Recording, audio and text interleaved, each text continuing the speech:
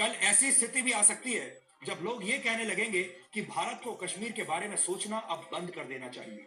कल ऐसे ही लोग ये भी कहने लगेंगे कि पूर्वोत्तर के राज्यों पर तो चीन का अधिकार अब होना चाहिए, ये जायज है। कल ऐसे ही लोग ये कहने लगेंगे कि अलगाववाद की मांग करने वाले हर राज्य को अलग करके उसे देश से आजाद कर देना चाहिए।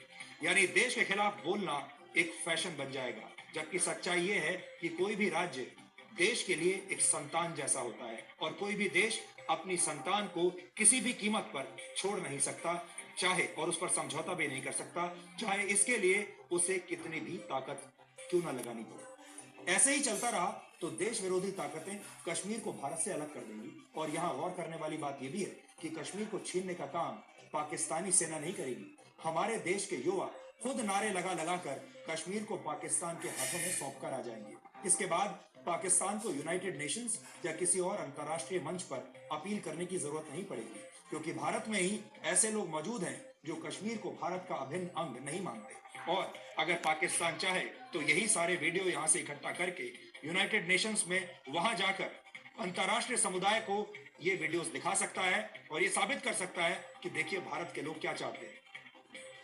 अब आप ये समझ गए होंगे कि जब जेएनयू के प्रोफेसर ही देश के खिलाफ दुष्प्रचार करेंगे तो फिर छात्र क्या सीखेंगे। ऐसे छात्रों को जेएनयू के अंदर देशद्रोही विचारों और नारों की आदत हो जाएगी और कुछ समय के बाद उनके दिमाग में देशद्रोही विचारों का कब्जा हो जाएगा। सामान्य भाषा में इसे धीरे धीरे ब्रेन वॉश करना कहते हैं, लेकिन हम देश के भविष्य का ब्रेन वॉश ऐसे नहीं होने देंगे, क्योंकि ये मामला सिर्फ 4-5 छात्रों का नहीं है और ना ही ये सिर्फ कुछ नारों का ये मामला है। ये मामला है संक्रमण का, ये मामला है वायरस का, जिसे अगर हम सब मिलकर नहीं रोकेंगे तो ये देश को खोखला कर देगा।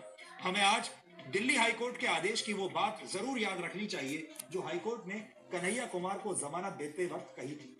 अब आप सुनिए कि हाईकोर्ट ने क्या कहा था। हाईकोर्ट ने कहा था, केस की जांच अभी बहुत शुरुआती दौर में है, पर जिन छात्रों ने जेएनयू में ऐसा आयोजन किया उसमें शामिल हुए और देश विरोध की भावनाओं वाले नारे लगाए, वो विचार अभिव्यक्ति की स्वतंत्रता के अधिकार की आड़ में अपना बचाव नहीं कर सकते। मेरे विचार में ये एक संक्रामक बीमारी से पीड़ित हैं, जिसकी रोकथाम और इलाज महामारी बनने से पहले करना होगा।